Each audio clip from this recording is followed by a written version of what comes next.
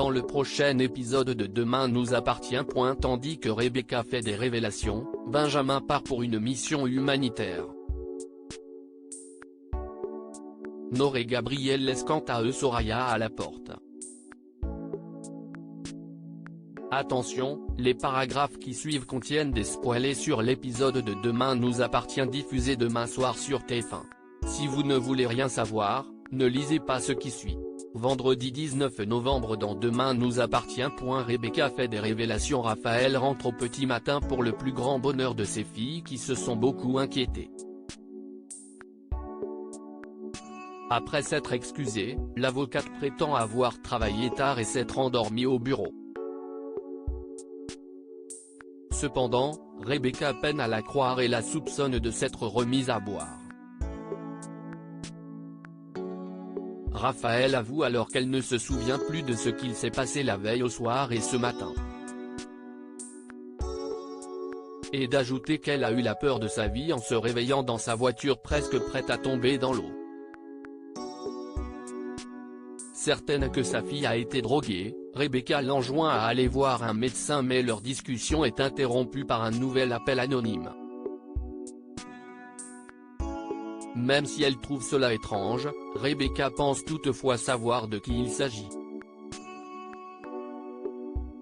Mère et fille donnent donc rendez-vous à Sébastien. Persuadée que son ex-mari est l'auteur des appels anonymes, Rebecca le somme d'arrêter son petit jeu sur le champ. Tandis qu'il nie les faits, Raphaël lui fait remarquer qu'il essaie de l'éloigner de sa mère depuis qu'elle a 9 ans. S'il souhaite que Rebecca sorte de leur vie au plus vite, le procureur affirme néanmoins qu'il n'a jamais menacé personne. Par la suite, Raphaël rencontre Anna dans le cadre d'un rendez-vous thérapeutique et se souvient d'avoir déjà consulté un psychologue par le passé car elle avait des problèmes de mémoire. En effet, l'avocate a oublié les 9 premières années de sa vie. Depuis quelque temps, elle a par ailleurs des absences et oublie de plus en plus de choses. Anna lui explique donc que le départ de sa mère a été un événement traumatique majeur dans son enfance et qu'avec son retour tout remonte. Son inconscient lutte tellement pour la protéger, qu'il est possible que cela lui provoque des absences. De son côté, Xavier reçoit le dossier qu'il a demandé aux archives. Celui-ci contient de nombreux objets mis sous scellés dont des vêtements et une broche dorée.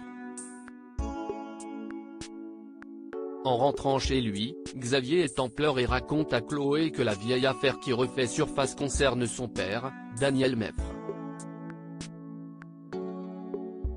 À l'époque, la police avait conclu à une défenestration volontaire et avait retrouvé une broche dorée dans son pantalon.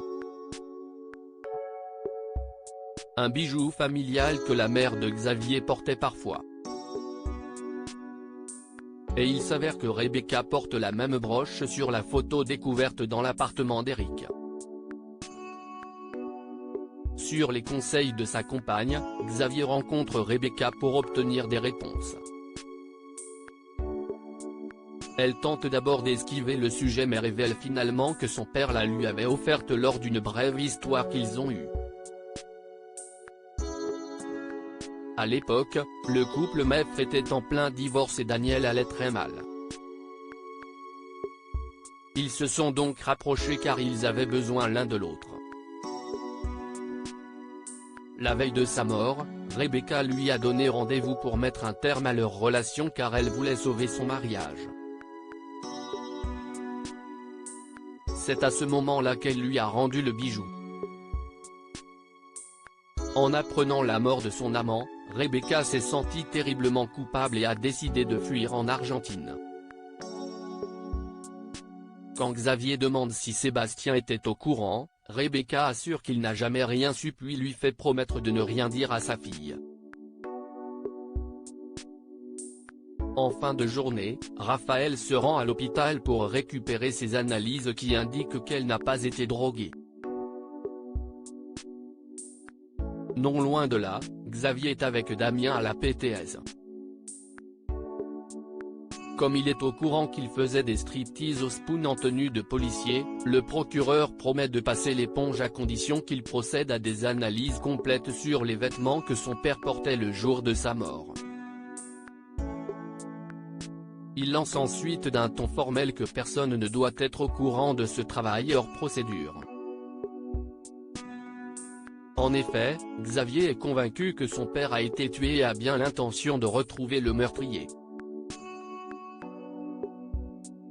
Benjamin part pour une mission humanitaire. Samuel apprend que Benjamin va quitter l'hôpital pour effectuer une mission humanitaire.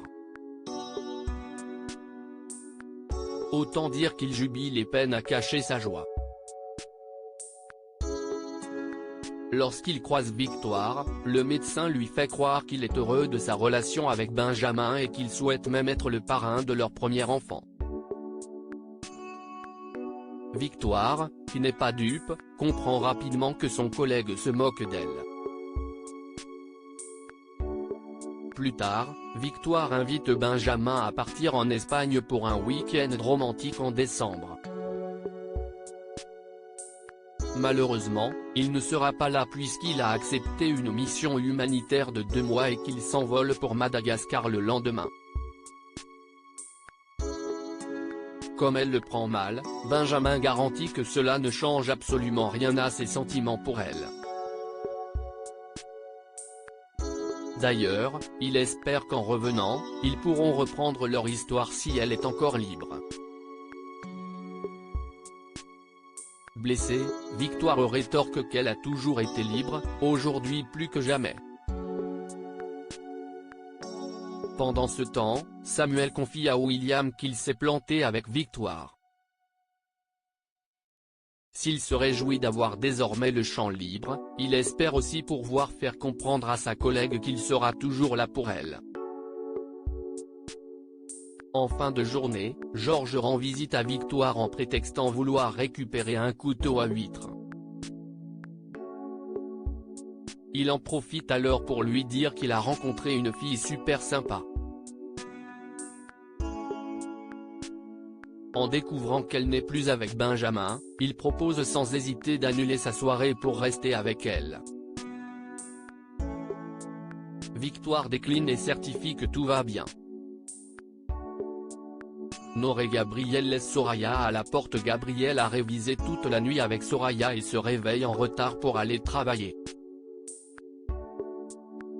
Le jeune homme ne supportant plus la présence de sa sœur, Nord pousse Soraya à passer la soirée avec Georges histoire de lui remonter le moral après sa rupture avec Victoire.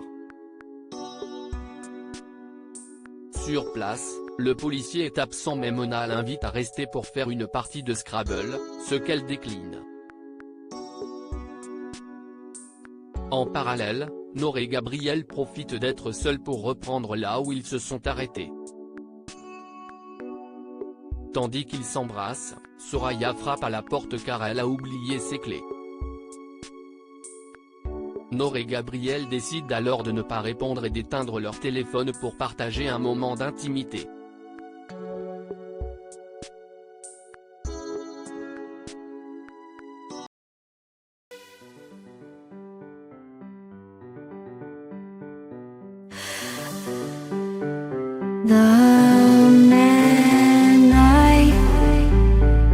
Love just had